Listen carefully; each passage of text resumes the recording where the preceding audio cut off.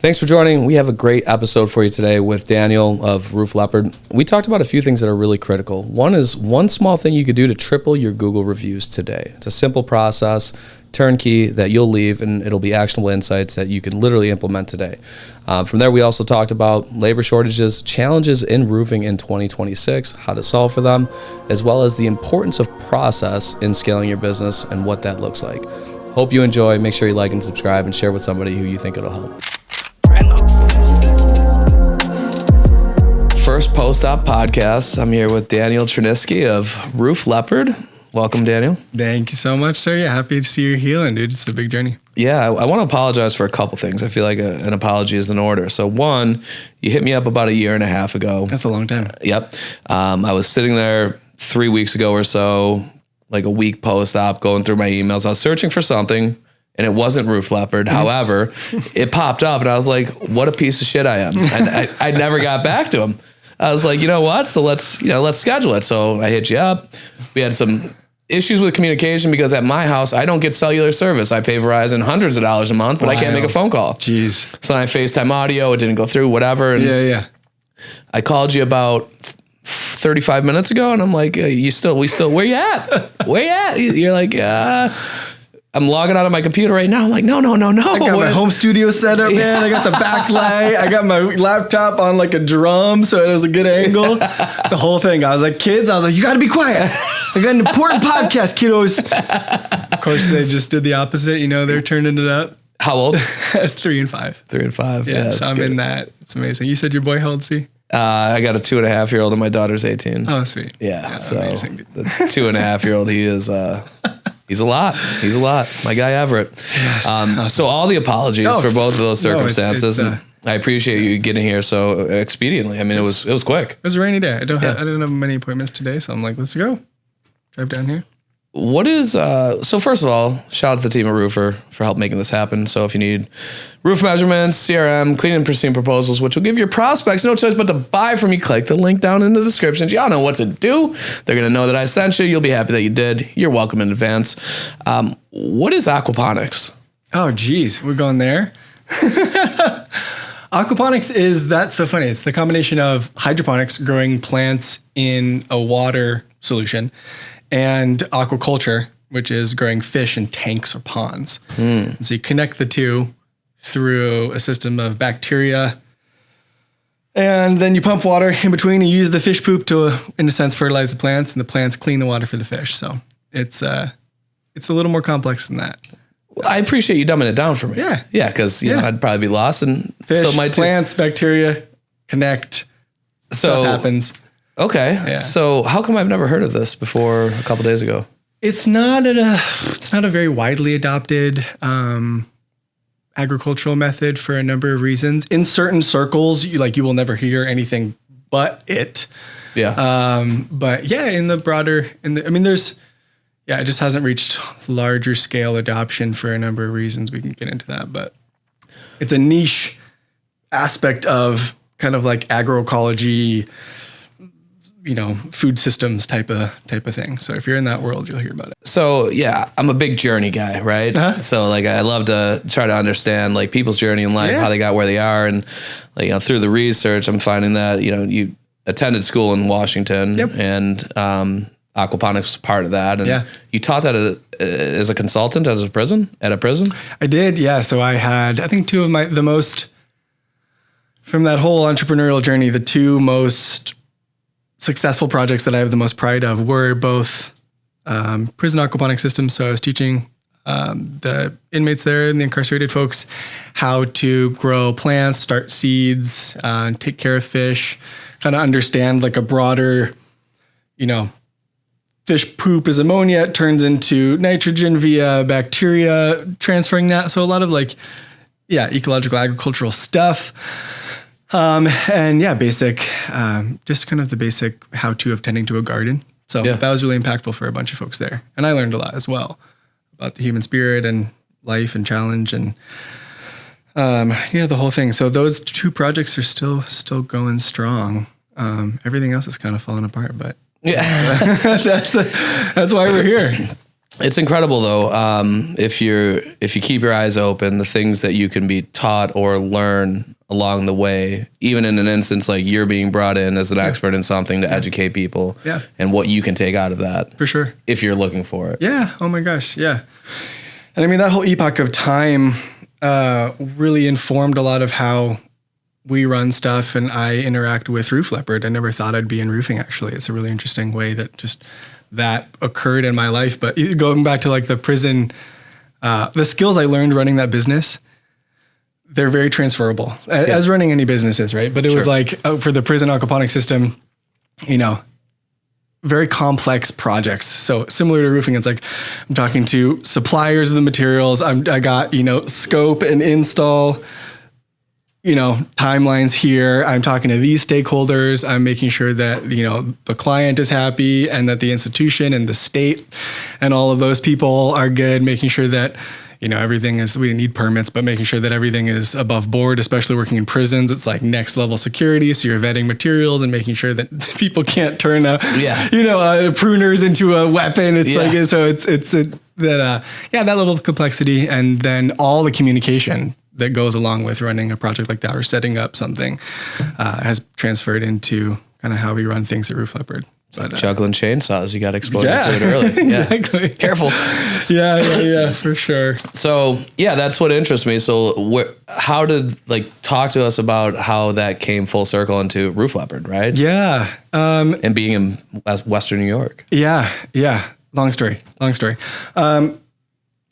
I think that with the aquaponic business and the consulting I was doing, the business, like the actual industry, was not there. Like there was no ability to grow a real business within that. And I had focused so much on, as I was literate in the whole system, I could, sell it 6 ways till Sunday, but the actual financial mechanics of that type of business weren't there. And then setting it up like that, it was classic kind of woman in a red dress syndrome as an entrepreneur back in those days. It was like, we can grow lettuce and then we'll get it to all these chefs. And then you're like growing lettuce and selling it to all these chefs. And they're like, well, we can do workshops and teach people how to do this. And then you're doing workshops. And then, we could do, wetland remediation plans. So you're doing all this. And like the actual nuts and bolts of the business never got fully developed. And then I lost in a sense, I lost faith in the type of system that I was trying to market. And it almost felt like a luxury system that doesn't, in the grand scheme of things, I lost faith in the benefits of it actually, during that process. And so I ended up walking away from that, which was painful because it was my reputation. It was, I was the aquaponics dude. It was a lot of like social status in it, but then on the, behind the curtain, I was broke and was like, I need to pivot in my life. And, I ended up just starting working as a carpenter and doing a lot of different home renovations and projects with a couple colleagues of mine, and just swinging a hammer and making it work, providing for my partner at the time, who was pregnant with our first son. And then the way that life just happens, we were like, let's move to Buffalo, New York. She's from Hamburg. Okay. And that's what brought us out here. Yeah. A number of just intense kind of life falling apart, synchronicities, and then new chapters opening up. And you're like, wow, okay, I'm driving across the country with with a little trailer and all my belongings, and we're going to see what happens. Yeah. So that's a long ride. It was a long ride. Yeah. Through like blizzards and, epic time. Yeah. But I stayed working as a carpenter out here. And working as a contractor was great because, I like solving problems for people. I like interacting with clients. And the funny thing was some guys are like, I want to be on the tools. I don't want to talk to the client. I don't want to do sales at all. I just want to be, like that's their happy place, is being on the tools and doing that. That's not my happy place. My happy place was sitting down with the client, having a cup of coffee, talking to them about their son, like all of that, all of the sales aspect of working as a contractor I loved. But then I was like, well, trapped in someone's basement, finishing their drywall for 8 hours a day. I'm not leveraging my skills. Yeah. And I needed to find a way to provide more financially for my family. And then fast forward, I met my Roof Leopard's co-owner, Willie, who's kind of like the CEO wizard of the whole thing. And I met him at a homesteading gathering that our friends were putting on, and we just hit it off, and we're like, "You're a cool dude. We have similar backstory. Like, what are you doing for work?" And he was like, "I'm trying to set up these contracts." We actually started to do it was like apartment maintenance contract work. Okay. So we would take on these contracts, bust them out together. But, and we were learning a lot about business together in that period. And we're like, there's no like, we need to build a company. We need to get leverage. We need to leverage our strengths. We need to build a team. And he was like, "You want to start a roofing company?" And I was like, "No." I was like, "Hell no, that I don't know." The industry has so many, maybe well-deserved stigmas, that I think a lot of us are ascending through, right? So, well played. But at first I was like, you know what? No, that sounds gross. I don't want to do that. And then we started just talking more about it, and the actual business entrepreneur in me lit up, and I was like, no, this is actually a phenomenal business. It's a great industry. It's the perfect time to enter a market like this.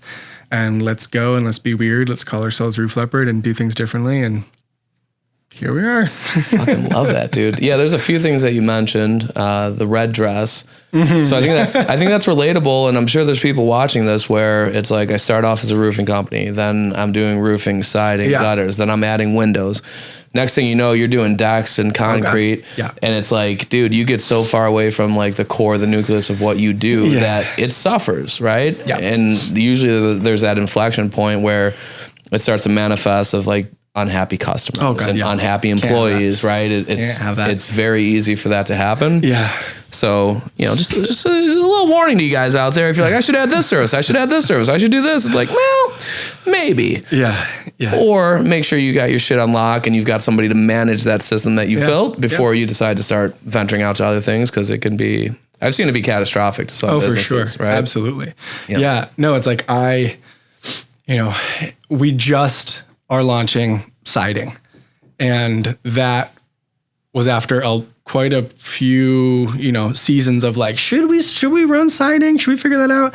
And Willie and I were like, no, I mean, we're good carpenters, but like, we're like we just didn't feel like we'd have the energy to do it right. And with siding, it's like those details really matter. You're called back out. Totally. Pushed a week because no, and it's a flat surface. The client is going to be. It's like the trim details matter. It's complex as is roofing, but it's a whole different beast. And so this year we just brought on great guy Matthew. Shout out to Matthew.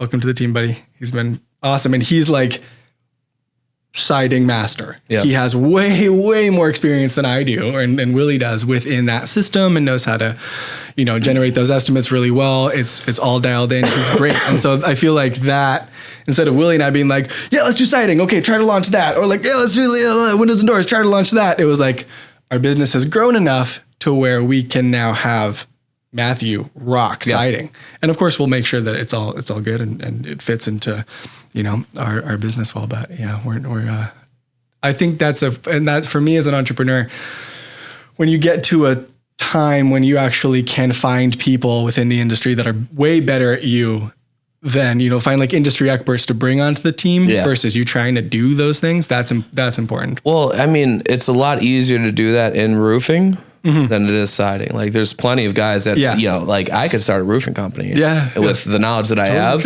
with my skill set. And for sure. Your network. I could find people to manage it, and I think that it would do okay. But I think it's always better to have somebody specifically with those types of services like siding, right? Like there's tons of crews around. You go do roofs, and like maybe they work out, maybe they don't. If they don't, you do the right thing by the customer. Like you get out unscathed. I feel like siding, it's a lot harder to do that. So good on you for waiting to the point where you could find that person that you can fully entrust with that part of the business to make sure that, your reputation doesn't go by the wayside. Yeah, exactly. As a result of trying to scale revenue. Totally. And still being dialed in, like we have a specific siding avatar.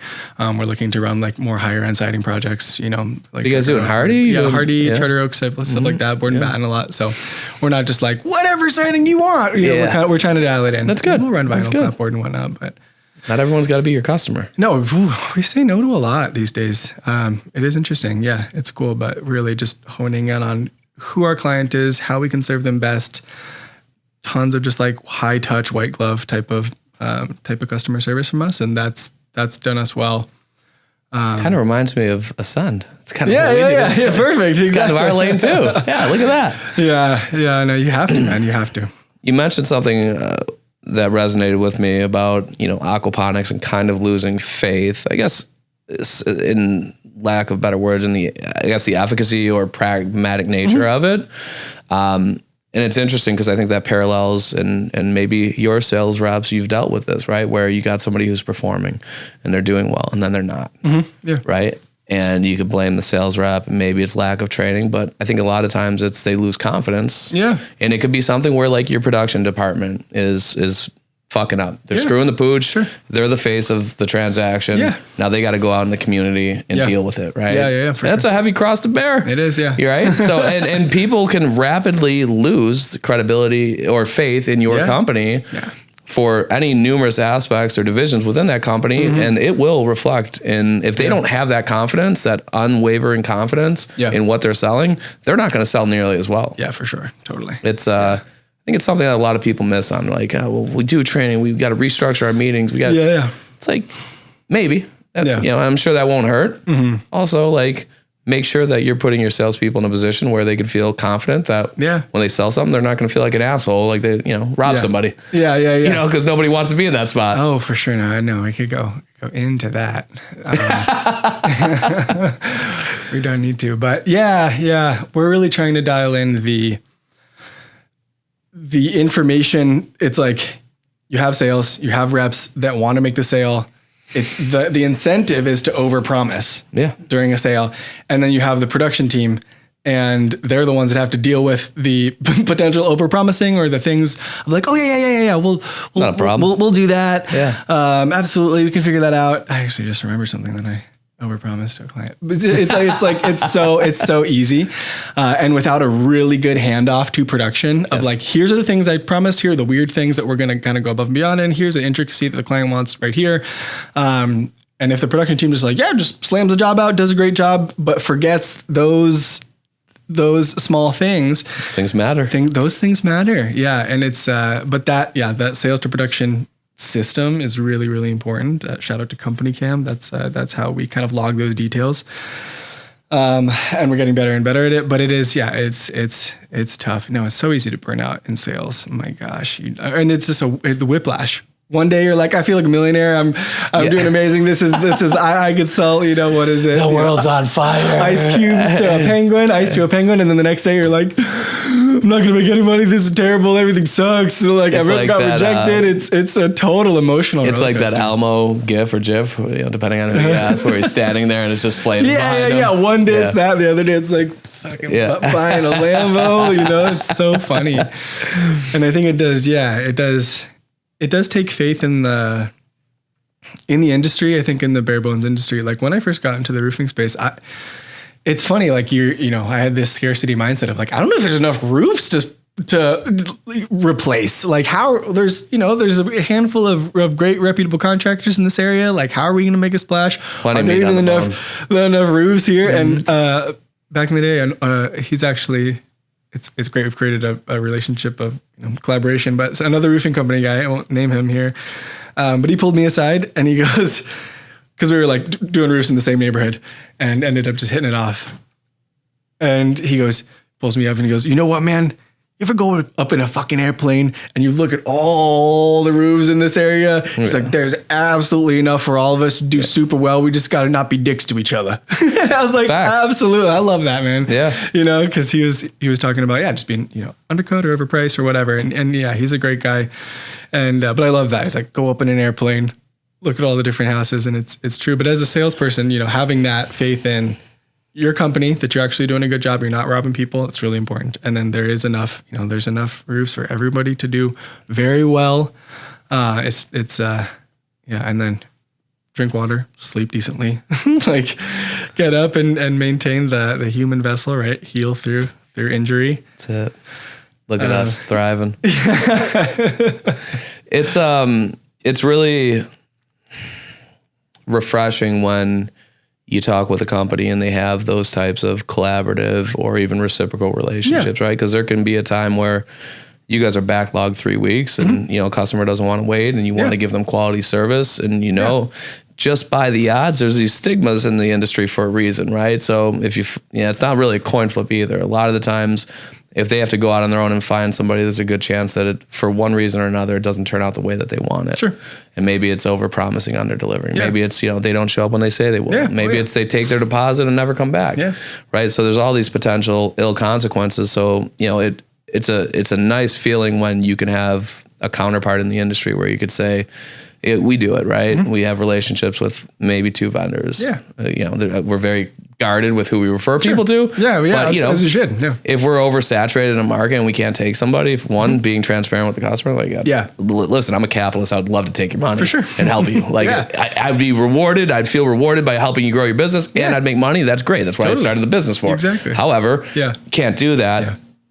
I can give you this person though, right? They might be able to help you out. Totally. And knowing that, they're not going to get taken advantage of it's nice. Totally. Absolutely. No, referrals are huge. And in the roofing space, again, we're not working in Buffalo proper right now, but we'll be like, you know what?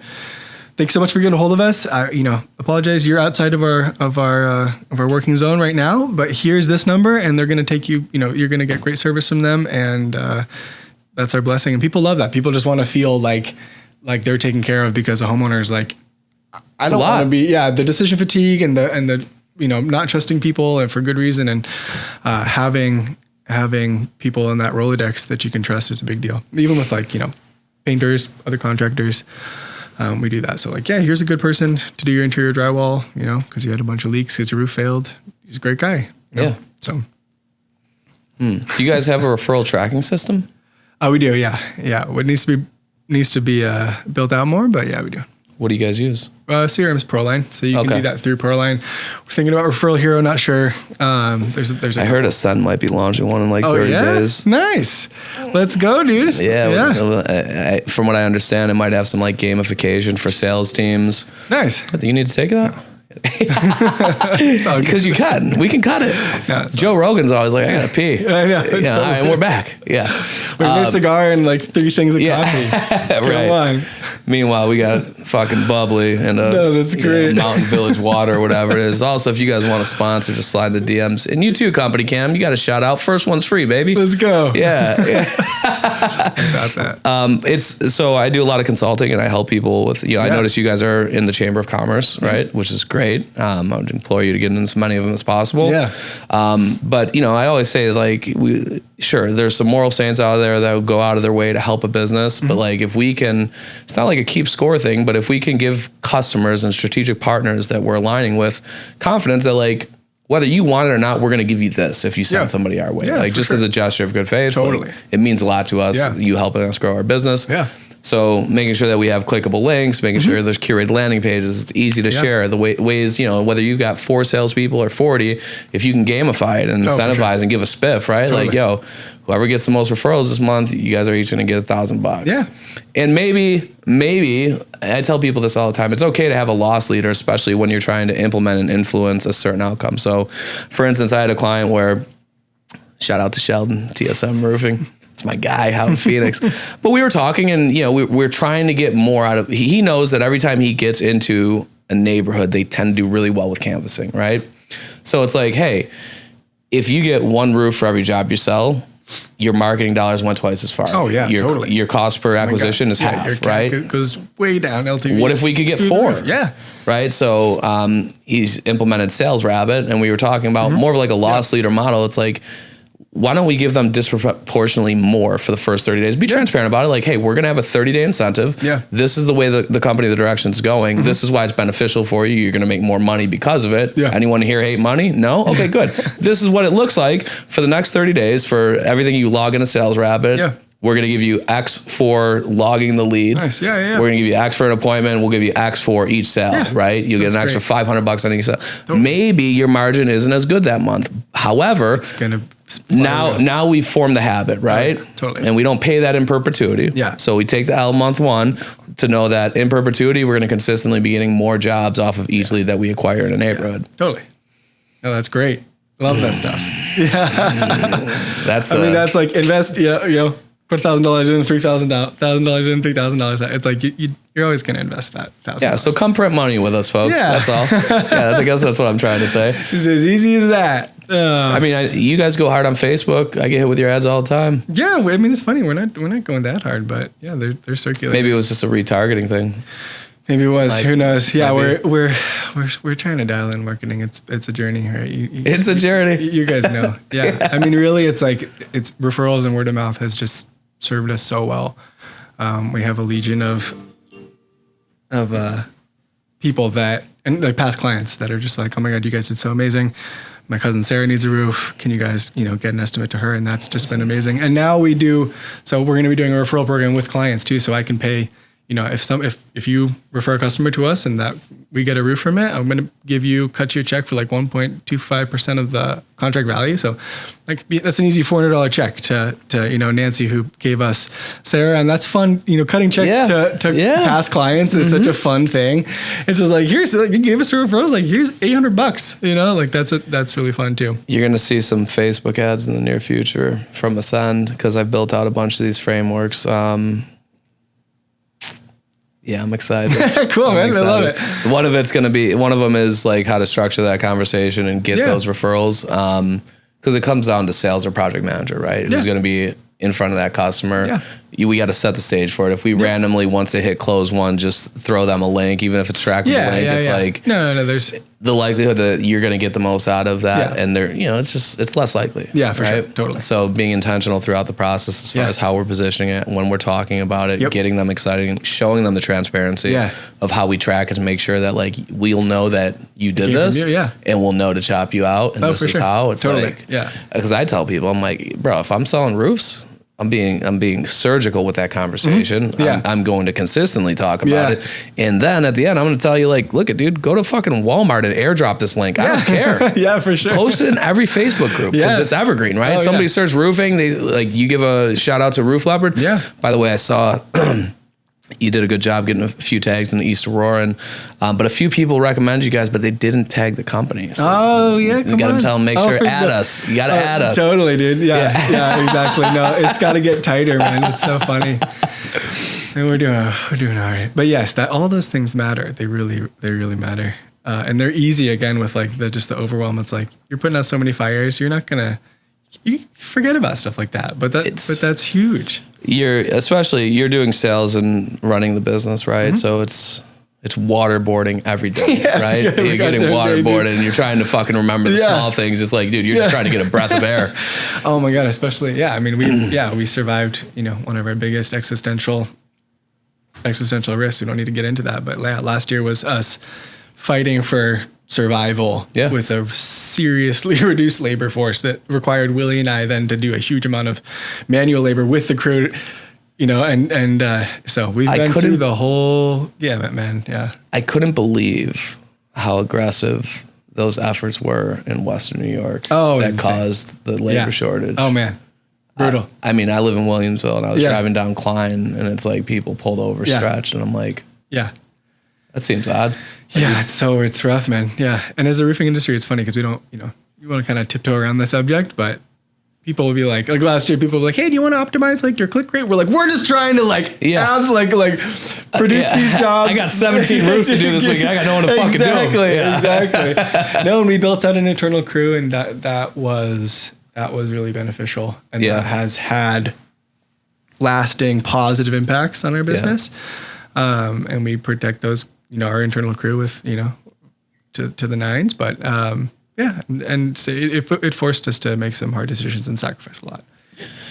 Listen, man, there's some shit born out of adversity. That, you really can't teach. You cannot. No. And I know a lot of people in my circle, they've been through some shit. Yeah. And, it's relatable because, everyone's been through some shit, but some people that I know and their character, the way they operate, the way that they appreciate certain things that other people don't it's just different. Yeah. Right. Totally. It's funny that like the 5-alarm fire crises in the first couple of years, it's like, now it's like, oh, okay, we'll totally deal with that versus, when you start out or like a younger rep or employee, they're like, this is the end of the world. Like, this is the worst thing out. And it's like, okay, we've been through worse. Yeah. Deep breath. It's deep breath. Like, we're going to get there. Yes, it's got to get taken care of. Yes, it's important, but like, we'll be all right. That's, how big is your team right now? Well, we have a crew of 8 for like our install team. Mm-hmm. Crew of 8, one great, highly vetted sub crew. And then, our team is 6 actual employees. Nice. Yeah. So it's amazing. And then roles, responsibilities, tracking, accountability, right? It's so important. Yeah. And then it's funny to see when someone is on vacation or someone's out for a little bit or someone's sick, how you then have to pick up the slack. So it's like roles end up collapsing and then you have the CEO, shout out to you, Willie, dealing with the details of production, which you should not be thinking about. That should be the production manager. And I'm running around running materials to the site, even though I should not be running materials to the site. It's like, so it's like you have to guard the roles and then communicate if you can. But it's fun to see that happen. Also like that chaos is an incredibly large part of the allure of a business, and what makes the barrier to entry not as easy as what most people think, right? You get the salespeople that leave a job and like, I'm gonna start my roofing company. Oh, totally. They know what they know, and what you don't know when you're starting a business. Gosh, totally. I mean, when I started Ascend, I couldn't get a processing company to actually take our money from clients that wanted to pay us and give it to me. Like, I think our second transaction was like $6,000 or something, and they held it in limbo for like 4 weeks. And I'm like, I got a kid. I have a mortgage. I have a car payment. No way. Like, kind of being funny, but like also I'm like, if you guys keep holding money and I don't ever know when you're going to give me money to operate the business, like how the fuck am I supposed to run a business? Duffel bags of cash. Right. And then I went to like a different lender and they're like, all right, just give us 90 days of bank statements. And I was like, I've been in business for 17 days. Like, what do you want from me? It was like, this chicken and egg thing. And like, I never anticipated that. And I thought I had all the bases covered. Our first credit account was Mike at ABC Supply here in town. And he just like, we sat down, had a great meeting. He's like, I like you guys. I trust you guys. Your brand is awesome. You guys are going to crush it. Here's here's your first credit account, so that was huge again with like, okay, cool. That's that chicken or the egg. Like, you got to get a credit account to do the business, but if you haven't been in business, how are you going to get the credit account? It's like, good communication, but that chaos. I mean, that's where things get forgotten and things get left. It's like we're so focused on the client experience from like that initial contact. Like, you contact Roof Leopard, we are calling you or texting you back like within 5 minutes. Like that's our goal. And then making sure you're updated and informed every step of the way. And then after the job is done, making sure that final cleanup was immaculate and making sure there's, sometimes there's a bouquet of roses with a thank you card. Like, and if you need anything, let us know. Like, just because the chaos, we're like, okay, the job's cleaned up. Yeah, you guys ran the nail sweep. Yeah, you did. Okay, fantastic. On to the next one. And then nobody did a final cleanup there. Nobody, that's when, that's like, we have, Rob, shout out to you, Rob, is our client success manager. He's production manager, but behind the computer doing all the back of the house, like ordering dumpsters, ordering materials. And he's just our client success manager because I found I have to hand off a lot of the client communication post sale to Rob, who's going to do a way better job scheduling your job, addressing your needs. Oh, Jamie's got a wedding on the 19th. Okay, so we're going to move the job to, job to the 20th. It's like, I can't think of those details because I'm already sitting in front of 4 other clients, trying to provide them the best experience. So delegating that client success management was huge, because if it's the responsibility of, the crew, production manager, or like we're all like doomed. The CEO, we're all doomed. Stuff just, and we want to really, we run a really tight ship, and we've worked hard to make sure that client experience is dialed in. Because it's easier to just kind of stay in the chaos and just like be like, oh yeah, I'm so sorry about that, Sarah. Yeah, we'll get somebody out to just really busy. Yeah, we're just super busy. Yeah. It's like, I don't want to make excuses. Yeah, of course we're super busy. Doesn't mean that a client's experience shouldn't be A+. Christian, do you know our second core value?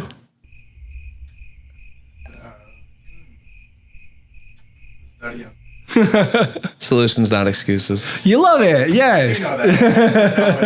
He didn't know I was going to put him on the spot. It's okay. Don't let that shit happen again. Ever. You hear That's me? great. I love that. Yeah. Yeah, no, exactly. Solutions. So you said it was huge to be able to delegate, but what is it easy to delegate? No, it's harder to delegate. Yeah. It's way harder to delegate. Yeah. Exactly. Because then I got to train somebody else to do the thing that and again, it's like, yeah, it's like that business owner who, I can just do it better than you can, or I can make it more efficient. It was the most brutal tug of war in my business. When I was starting to not do everything myself. And because I can do it. No one's going to care as much. I can do it better. And then there's definitely people out there that can do this way better and they can allot 40 hours a week or 50 hours a week instead of me trying to do it in 20. Yeah. And it's like, and then I'd get close to letting go and it's like, yeah. It's I think there brutal. are these cycles in business, like these important tests that okay, cool. Your business is at a point where shit's starting to fall off the wagon because you are trying to still do everything and you're resisting delegating because you feel like you don't have time or energy and you just want to kind of stay in the adrenaline high. It's like that edge is then inviting you to delegate, you to actually take a step back of your business and create an actual business versus just a high paying, stressful side gig, or not side gig, but that's when you actually have a business. Yep. Is when you have a team, and building that team is hard and it takes investment, Sure does. But that's the Not Your Uncle's Roofing Company is that slogan, which is not our main slogan, but it's just funny to say and it's on our branding, is because the Uncle's Roofing Company is oh yeah, no, it's Jim and a buddy and he does everything and he's really cheap and he's going to, he's going to do everything. And then we found hey, I don't know if your uncle should be having a roofing company or if you're going to get the best quality from that, because the burnout and then the details that get lost, and the devil's in the details with roofing. Oh my, it doesn't matter how good of a shingle you use. If the install is subpar and there's nails left everywhere, it's, that's a problem. That's the problem. But yeah, that initiation of okay, I do have to delegate. I do have to, actually build a business and not just a very stressful, high paying job for myself. Good on you. On the other side of that, there's a real business and way better customer experiences. Yeah. So, but it's hard. And arguably more money if you can do it properly. Way more. Yeah, exactly. Right. Yeah. Sometimes it's hard to see the forest through the trees though. Yeah. But again, it's the waterboarding thing. How can I look for the trees when I can't catch my breath? Yeah. Right. So, well, then it also takes you understanding your actual financials. Cause a lot of times it's I can afford to hire this one person, but if you hire that one person, potentially the revenue unlock of them doing it way better than you is going to be exponential, way better more than cost. you could. Yeah, exactly. But it's, if you're just running everything with paper receipts and looking at your bank account to see if you're doing okay in business, that's not, it can only only get so far. Hey, Meta, record. Oh, wow. Yeah, so now we got a nice POV. I bought these the other day and I'm like, this is going to be fantastic when I'm in the Space studio. Age, the Meta Ray-Bans, dude. Nice. They look good. Thanks, man. I thought it looked crazy. I put them on. I was like, God, no. But no, man, I barely noticed the little things in they're just like style. Looks like they actually take great video. Nice. These would be great if you're trying to do content and you're a roofing contractor, right? Or you're a salesperson and you're up in attics or you're up on roofs. This is a great way to get content. You could do 3-minute bursts. Totally. Talk to the camera, but you're not even talking to the camera. Yeah. POV, come inspect a roof with me. That's just fun. kidding. I'm not climbing a ladder. I can't even walk, folks. Totally. Yeah. Well, a lot of times I got a tape measure. I'm talking to the client. I have a flashlight, and I'm like, so that's cool. I think these were like $400. Nice. It's not bad. It's a sound investment. Do you guys shoot a lot of content? We are starting to way more. Yes. So. It's the cheat code. Yeah, for sure. That's cool. I promise. You'll get some nice shorts out of this. Yeah, of course. Yeah, absolutely. We'll give you a link from the YouTube page to your website and give you a nice bio about you, about the company. Yeah. I love it, man. Thanks. Social profiles, building out the strength of these entities and connecting them all together is what's important for AI and SEO in this day and age. Yeah, so, indeed. Servant mentality. We're just here to help you. Yeah, I love that, dude. So how many prospects do you get reviews from that don't become customers? How many prospects do we get reviews from? Yeah. That don't become customers? I got to think about it and you never hear from them again. Our close rate's pretty high. Makes sense. A lot of word of mouth referral. Yeah. So, I mean, it's, like, last year we closed at 50%. So it's 1 out of 2. Okay. Yeah. And out of those 50% that didn't close, how many of those left reviews? None. Like left an actual like Google review? Yeah, why not? Because we don't have a system in place to get a review. But what we do always get is, your proposal was amazing. Your guys' communication was awesome. I will tell everybody about you, except I'm just going to go with a cheaper, I got to look at the pocketbook. We're going to go with someone cheaper. And that's great. And then I usually reach out and I'm like, Sandra, thank you so much. Like, really appreciate you. Here's stay in contact, but I need that. Here's a link to leave a review about just your experience with us, right? So that's cool. And because nobody leaves a review who doesn't work with us. I mean, people leave reviews if we do a roof tune-up or if we do a small job. But yeah, we're getting no reviews from just normal people. So, hey Meta, stop recording. Because I need the full 3 minutes now. So hey Meta, start recording. Bang. It's got to be easier. Maybe I can hold it or something. So no lead left behind. Right? Sweet. Yeah. Opportunity to at least. Typically, you got a 50% close rate, so you'll probably double your review rate. But most people are selling, if it's not all repeat and referral, somewhere around 30, 35%, right? And they don't get 100% of those 30, 35% to leave reviews. So you like role play? You want role play? You want to be a homeowner? I'm Mike with Roof Leopard. Sounds good. And like, you've given me every objection. I've tried to overcome them because I did some really good sales training with Chuck Tokey and Top Rep. Let's go. But I just can't get you across the finish line, right? And you're like, I just got to think about it, man. And I'm like, dude, look at our smartest customers. They take some time to mull on it. Like, I love that one. Let me ask you, what was the most valuable part of this meeting today for you? Really was talking about wanting to get a roof that I can leave to my kids. I think that's important to me. Yeah. Was the attic inspection and me talking about ventilation and how that impacts the longevity of the roof, did that help you understand? That did. That was very helpful. Yep. Happy you caught that bathroom fan vent that was just pushing moisture into the attic. Nobody else caught that. So great job. Awesome. Yeah, no, I appreciate that. Our company, we train very hard and very frequently. And my boss is going to love that feedback. So thank you so much. Mm-hmm. What's important to us is whether you choose Roof Leopard or anyone else is that you can make the best decision for your home and your family, right? Like that's our goal every time. I'm confident we'd be a good choice for you. And I'm excited that, you said you need till Tuesday. Yeah. Well, I got to talk to my wife again, probably Wednesday. Yeah, that's fine. I'll put something on the books for Wednesday at 10 o'clock. Let me ask you a question. Would you mind doing me a small favor? Not at all. Okay, perfect. I appreciate that. See, we get our best customers from our reputation. So if I'm going to do one more walk around, just to make sure I've got all the things for the file button up, all the photos that I need. In the meantime, I just shared a link with you. Don't cough in their face. Would you mind just sharing what you just said while I just go through this punch list and make sure I got all the I's dotted and T's crossed? And I'll stop back before I leave and just to make sure you don't have any other questions. Yeah, sure. Fantastic. Roof Leopard was great. Mike was awesome. Love the truck wraps. Daniel, looks like I have everything I need. Do you have any other questions before I get out of here? Can I have a $5,000 discount? Well, we offer financing that can help make it more affordable for you. Exactly. But yeah, I'll see you Wednesday at 10 o'clock. If anything changes, just give us a heads up, and I look forward to it. Sounds good. It's great. Yeah, perfect. That fits. I mean, that's my pitch in a lot of ways. The amount of times I say, my job isn't to sell you on anything. It's to provide information, regardless if you go with us or not. And if you mean it, like it hits, right? For sure. People love that. People want an out. People do not want to feel pressured. We're so oversold too as a And what I tell people too is like, when you the most crucial part is getting them to confess to you what the most valuable part was. Yeah. Like, I don't ask them if there's value. Yeah. I'm going to ask you which part was the most valuable. Yeah, exactly. Right? Totally. Simple. Yeah. I'm going to ask for the small favor. You got to get them to commit. That's great. Right. And then you have to create the sense of urgency and I'm going to stop back before I head out just to make sure you don't have any other questions. You do those 3 things. Nice. You'll get that fucking review every single time. Yeah, I love that. Yeah. That's a big deal, man. You guys it's a really good thing you tuned in today. Yeah. That's pouring on the value. Let's go, dude. No, that's great. I appreciate that.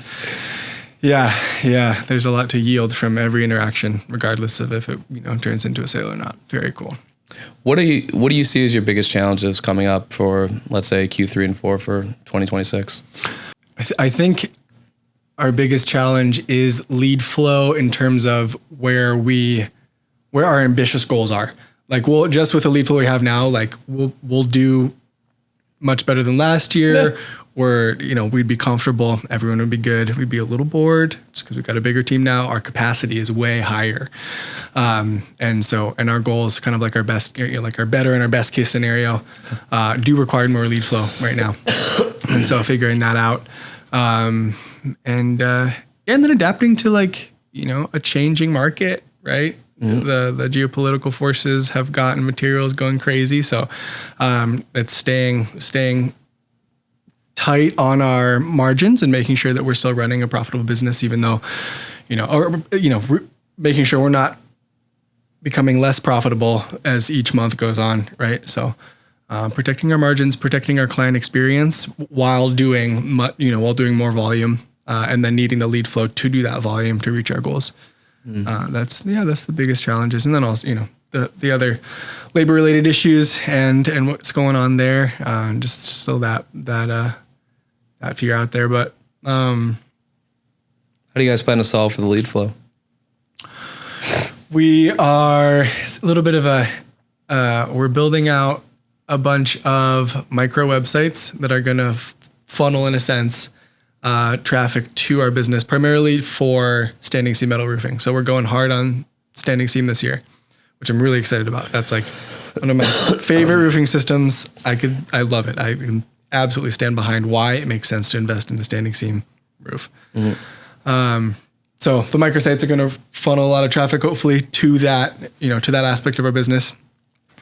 And then, we're working with a team that is going to help us develop a lot of the things that we've, historically not done. So like direct mail, and some more SEO stuff that's going to be really important and helpful.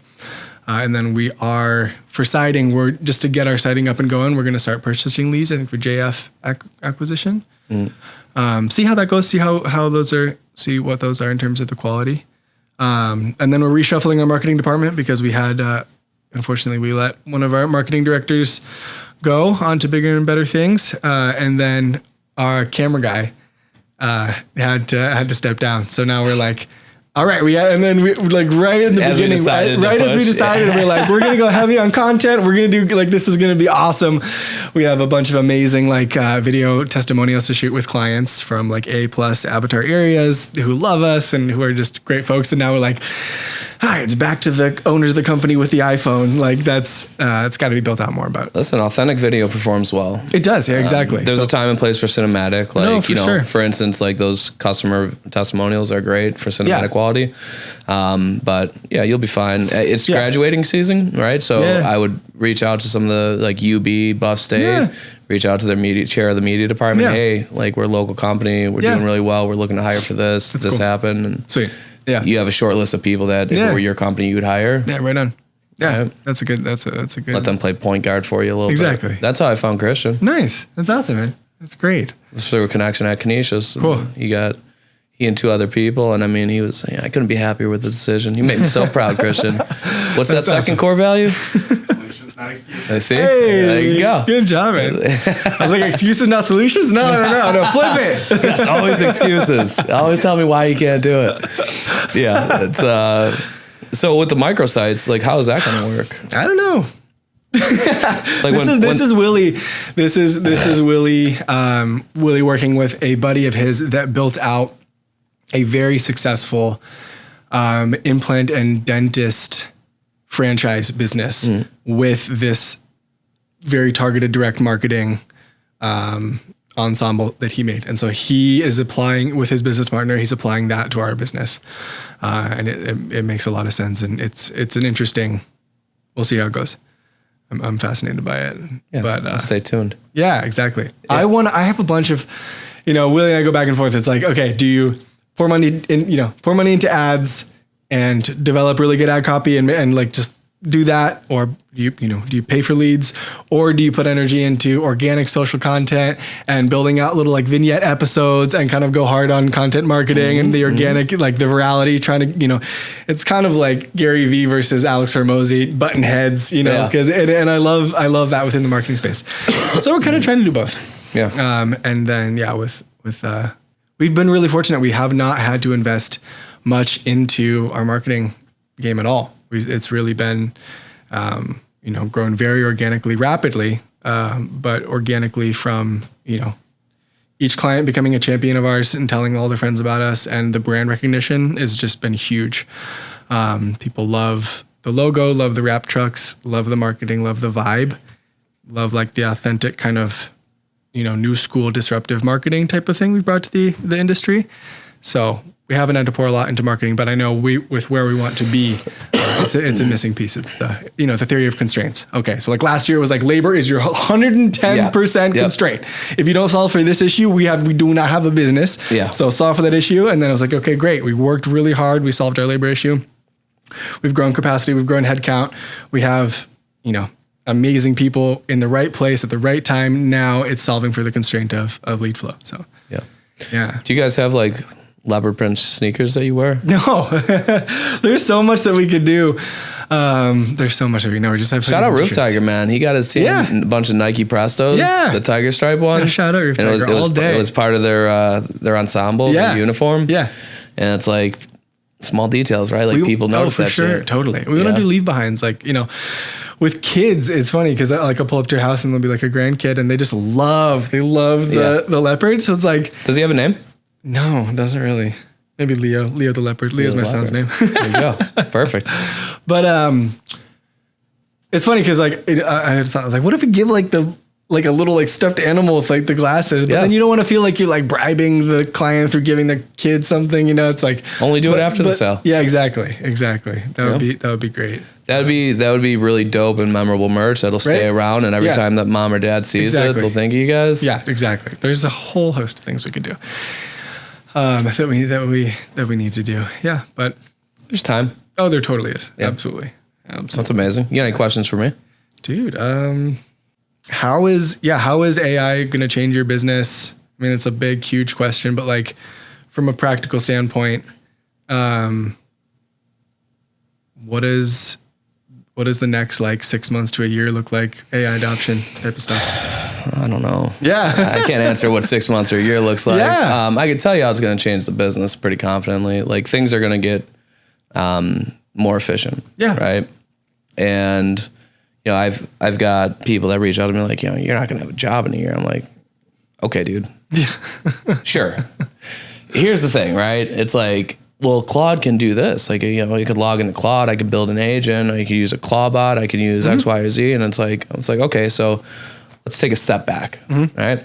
You've got all these search engines, these AI recommendation models, right? These LLMs, and it's like LLMs aren't quite there to monetizing through ads, but they're getting there. Like ChatGPT rolled out their ads, and it's the same play as every other exposure-based engine to consumers or people looking to solve a problem and then provide a solution. Is that's how they monetize it, right? It happened with Yahoo, with Bing, with Google. It's happening with ChatGPT, and others will fall in line. So at the end of the day, there's only going to be a finite number of people that are going to be recommended. So if, let's say everybody's doing that, like let's take that theory, and everybody's implementing agents to do all their things, who's going to be the 10 results on Google? Who's going to be the 3 that are recommended in Gemini and ChatGPT? Like there's always going to be something that has to be differentiated. So the agencies that won't have a job in a year are the agencies that just resist or don't put in the necessary time, energy, attention, money, resources into understanding how things are evolving, how they can leverage technology to compress timelines to results. Yes, I love that. Yeah, to compress time. That makes sense. That's wise. That's where I see it. And that's where, as the leader of Ascend, where I put most of my time and energy as well. And I've got team members that help with that. I'm a visionary, right? So I come through and I'm like, okay, I fucking went down a Reddit rabbit hole. I've been on LinkedIn for the last 6 hours, and here's 7 things we're doing. And I've got great people in my leadership team. We're like, okay, let's fucking pump the brakes for a second. Good. Right? Like, appreciate the enthusiasm. Let's consider X, Y, and Z. And like, then we come into, okay, like here's the roadmap of what we're going to do, what we're not going to do, how we're going to do it. Just so much has changed. Just in the last year alone. Oh my gosh, so much has changed. Yeah, exactly. I think there's a lot of opportunities though for the ability for a contractor to help themselves has never been easier than it is now. Because even with how easy it is, there's so many people where it's like, I just can't find the time. I can't get a post out a day. It's like, dude, you could use Company Cam, Buffer, and ChatGPT or Gemini or your AI of choice, and you could create 30 days of static content to be deployed at any time of any day, and it'll take you an hour, and it's done for a month. Yeah, I love. The solutions, not excuses. There's no excuses anymore for so much. There's so many things in life, but it's so many things in business. Yeah, absolutely. I love that. So it's like just lean in, buckle up, and fucking find a way. Yeah, totally. But I like what you said about, I don't know if I can afford to hire this person. And it's like, what are you losing? So I'll do an exercise when I consult with people. It's like, you can't afford to hire that person, right? All right, cool. So what's your time worth to you? Yeah. They're like, 150, 250. It's like, let's call it 200 for round numbers. All right, perfect. For the next week, you're going to journal every minute of time. Yeah, that you spent on that. Yeah. Of what you spend in your business, right? Yes, totally. If it's 30 hours, 40, 50, 60, whatever, and then we're going to circle the things that only you can do. Yeah. And we're going to see how much cumulatively those other tasks, right? Okay, it's 14 hours a week. Yeah. Perfect. So it's $10,200 a month in lost revenue that you can pay somebody $3,800. And they're going to do it way better than you. So you can net up $84,000 a year by hiring this person, and they're going to do a better job. Exactly. Yeah. No, it's get a recruiter, get on LinkedIn, get on Indeed, go fucking find somebody. Yeah.